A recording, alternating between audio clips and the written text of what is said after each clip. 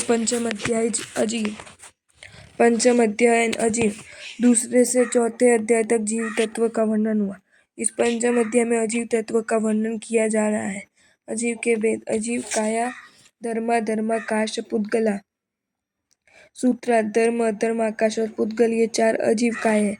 इस सूत्र में अजीव काय के चार भेद बताए हैं। अजीव और अजीव काय के अभिप्राय में अंतर है। अजीव का अर्थ है जिसमें जीव न हो, जिसमें चेतना गुण का पूर्ण अभाव हो, जिसमें ज्ञान उपयोग जानने की शक्ति न हो, जिसे सुख दुख की अनुभूति न होती हो, जो सदा काल निर्जीव ही रहता हो। अजड़ पदार्थ अजीव है। काय का अर्थ प्रदेश समूह। यदि जिन द्रव्यों में बहुत से प्रदेश हो वे अस्थिकाय कहलाते हैं। या अस्थि शब्द का अर्थ है सत्ता। वे द्रव्य जो अस्तित्ववान है और साथ ही बहुप्रदेशी भी वे द्रव्य अस्थिकाय कहलाते हैं। धर्म अधर्म आकाश और पुद्गल ऐसे ही द्रव्य है जो अस्थिकाय है। यद्यपि अजीव द्रव्य 5 है, धर्म अधर्म आकाश पुद्गल और काल। काल बहुप्रदेशी नहीं एक प्रदेशी है, इसलिए काल को अस्थिकाय नहीं माना जाता। यही कारण से सूत्रकार ने अजीव काय के 4 भेद बताए हैं। द्रव्य का लक्षण। द्रव्याणि जीवाश्च। सूत्रार्थ धर्मास्थिकाय अधर्मास्थिकाय आकाशास्थिकाय पुद्गलास्थिकाय और जीवास्थिकाय ये पांचों ही द्रव्य है। विवेचन। द्रव्य का लक्षण तो आगे के सूत्रों में बताया गया है, किंतु यहाँ पर इतना ही कहा गया है कि जिस जगत में अस्थिकाय रूप 5 मूल द्रव्य है। द्रव्य शब्द में 2 अर्थ छुपे हुए हैं, द्रव्यणशीलता और ध्रुवता। जगत का प्रत्येक पदार्थ परिवर्तनशील होकर भी ध्रुव है, इसलिए उसे द्रव्य कहते हैं।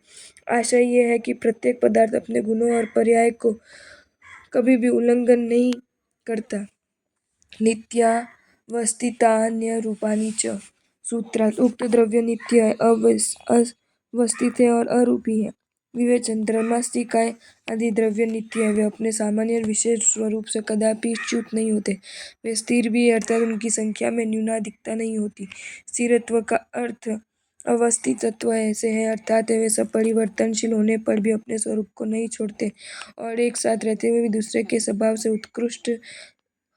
से अस्पृष्ट है। जैसे जीव द्रव्य अपने द्रव्यात्मक सामान्य रूप और चेतनात्मक विशेष रूप को कभी नहीं छोड़ता, ये उसका नित्यत्व है और वह अजीव तत्व को प्राप्त नहीं करता, ये उसका अवस्थितत्व है।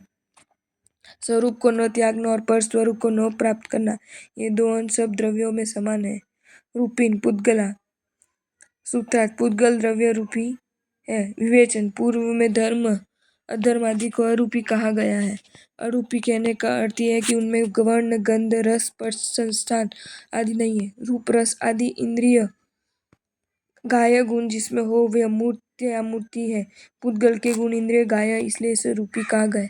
अतीन्द्रिय होने से परमाणु आदि सूक्ष्म द्रव्य और उनके गुण इंद्रिय ग्राह्य नहीं है, फिर भी विशिष्ट परिमाण रूप अवस्था विशेष में वे इंद्रिय द्वारा ग्रहित होने की योग्यता रखते हैं, अतः इंद्रिय होते भी वे रूपी है। धर्मास्थिकाय आदि अरूपी द्रव्यों में इंद्रिय विषय बनने की योग्यता नहीं है। द्रव्यों की विशेषता। आकाशेदिक द्रव्याणि। सूत्रार्थ आकाश तक एक एक द्रव्य है। निष्क्रियाणि च तथा निष्क्रिय है। 5 द्रव्यों में से धर्मास्थिकाय अधर्मास्थिकाय आकाशास्थिकाय ये तीनों एक एक द्रव्य रूप है और साथ ही तीनों निष्क्रिय भी है। निष्क्रियता से यहाँ परिणाम शून्यता नहीं समझनी चाहिए। परिणमन तो प्रत्येक द्रव्य का स्वभाव है। यहाँ निष्क्रियता का अर्थ है गति शून्यता या क्रिया रहित। ये तीनों द्रव्य एक स्थान से दूसरे स्थान पर नहीं जाते, जहाँ है वही स्थिर है, अवस्थित है। साथ ही ये तीनों द्रव्य अखंड है, एक है, अविभाज्य और समग्र है। जीव और पुद्गल गतिशील और अनंत भी है। द्रव्यों के प्रदेश। असंख्य या प्रदेशा धर्मो धर्म्यो। धर्म और धर्म द्रव्यों के असंख्यात प्रदेश है। जीवस्य च एक एक जीव द्रव्य के भी असंख्यात प्रदेश है। आकाश्यानंता आकाश के अनंत प्रदेश है। संख्या संख्योच्च पुद्गलानाम पुद्गल द्रव्य के संख्यात असंख्यात तथा अनंत प्रदेश भी है। नाणु अणु के प्रदेश नहीं होते। विवेचन। प्रस्तुत सूत्र 7 से 11 तक में द्रव्यों के प्रदेश की संख्या बताई गई है। प्रदेश अर्थात एक ऐसा सूक्ष्म अंश जिसके दूसरे अंश की कल्पना भी नहीं की जा सकती है, जिसके आगे कोई खंड या टुकड़ा नहीं हो सकता। ऐसे अविभाज्य सूक्ष्म को निरंश अंश पार्टलेस भी पार्ट भी कहते हैं। धर्मास्तिकाएं और धर्मास्तिकाएं दोनों द्रव्यों के प्रदेश असंख्यात है और दोनों द्रव्य ऐसे अखंड स्कंद रूप में हैं जिनके एक प्रदेश भी स्कंद से अलग नहीं किए जा सकते। वे असंख्यात अविभाज्य सूक्ष्म अंश भी केवल ज्ञान से ही ज्ञात किया जा सकता है। जीव द्रव्य अनंत है। एक जीव के प्रदेश असंख्यात है। धर्म और एक जीव के प्रदेश की संख्या समान है। इनमें से धर्म और अधर्म द्रव्य निष्क्रिय और संपूर्ण लोकाकाश में फैले हुए हैं। जीव असंख्यात प्रदेश होने पर भी संकोच विस्तारशील होने से कर्म के अनुसार प्राप्त छोटे या बड़े शरीर में तत्प्रमाण होकर रहता है। आकाश द्रव्य अनंत प्रदेश वाला है। लोकाकाश के प्रदेश असंख्यात है और अलोकाकाश में अनंत गुना कहा गया है। द्रव्य स्थिति इस प्रकार की कि लोकाकाश के एक एक प्रदेश पर धर्मास्तिका या धर्मास्तिकाएं का एक एक प्रदेश अवस्थित है तथा जिस समय केवली भगवान जब केवली समुद्गत करते और अपनी आत्मा को लोकव्यापी बनाते हैं उस समय आत्मा का एक एक प्रदेश भी धर्मास्तिकाएं अधर्मास्तिकाएं और आकाशास्तिकाएं के एक एक प्रदेश पर अवस्थित हो जाता है। यह स्थिति तभी संभव है जब इन चारों द्रव्यों के प्रदेशों की संख्या समान हो। पुद्गल द्रव्य के स्कंद अन्य चार द्रव्यों की तरह नियम रूपी नहीं है क्योंकि कोई पुद्गल स्कंद संख्यात प्रदेशों का, कोई असंख्यात प्रदेशों का और कोई अनंत प्रदेशों वाला होता है। सूत्र में च शब्द दिया उससे अनंत की अनुवृत्ति हो जाती है।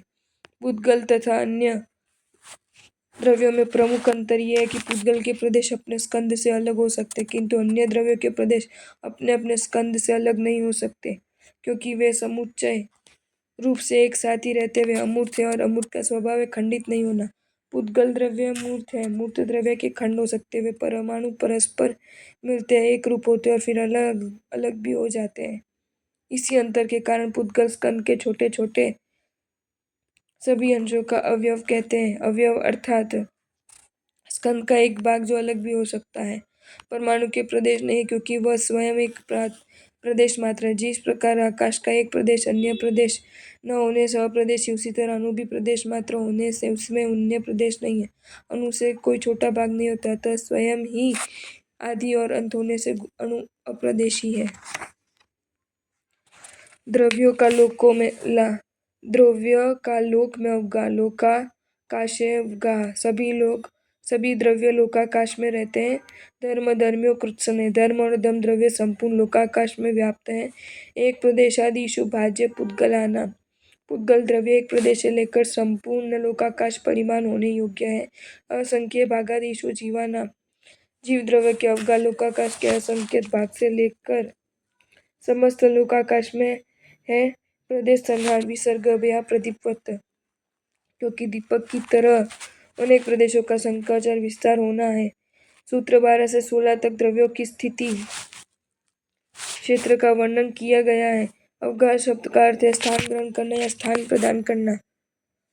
धर्मादि सभी द्रव्यों को स्थान प्रदान करना लोकाकाश का कार्य है। लोकाकाश के आधार पर धर्मादि द्रव्य अवस्थित है। यह कथन व्यवहारिक दृष्टि से, निश्चय दृष्टि से तो अभी सभी द्रव्य सप्रतिष्ठित अपने अपने स्वरूप में स्थित है।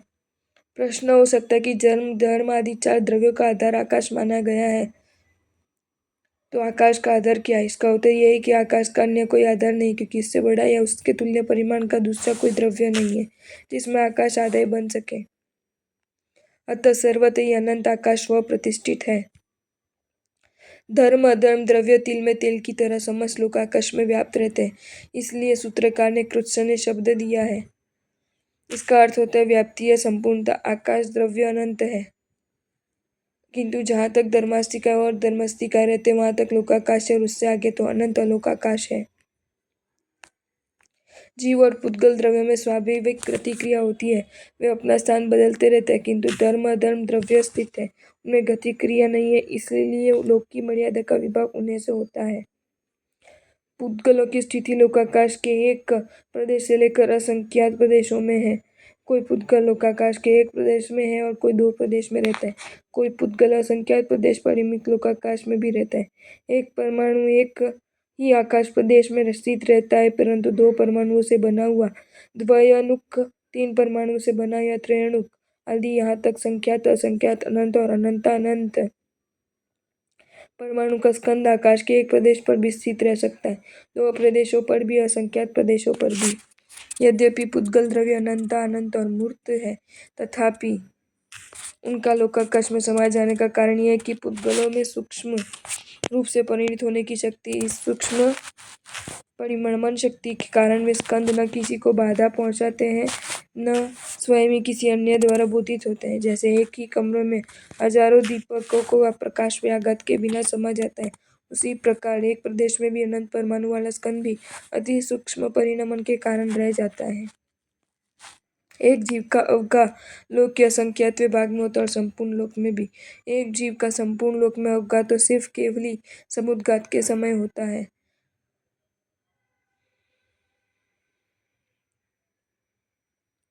शेष सभी अवस्थाओं में एक जीव का अवगाह लोक के असंख्यात भाग में ही होता है। जीव कभी भी असंख्य आकाश प्रदेश में नहीं रहता है। संसारी अवस्था में जीव के साथ कार्बन और तेजस शरीर अवश्य होते हैं और इन्हीं के आकार परिणाम के अनुसार दैहिक शरीर होता है। इन्हीं शरीरों के आकार के अनुसार अपने प्रदेश का संकोच अथवा विस्तार करता है। सूत्र में दीपक के प्रकाश से की आत्मा प्रदेशों के साथ संकोच विस्तार की उपमा दी गई है। दीपक को यदि कमरे में रख दिया जाए तो उसका प्रकाश पूरे कमरे में फैलेगा और यदि किसी पात्र के रख दिया जाए तो वह संपूर्ण प्रकाश पात्र के अल्प क्षेत्र में ही सीमित होकर रह जाएगा। इसी प्रकार जीव प्रदेश भी छोटे बड़े शरीर के अनुसार संकोच और विस्तार कर लेते हैं। आपको ये वीडियो अच्छा लगा हो तो इसे लाइक करें और शेयर करें और ऐसे ही नए नए वीडियोज़ देखने के लिए सब्सक्राइब करें हमारी channel Jain facts and stories को।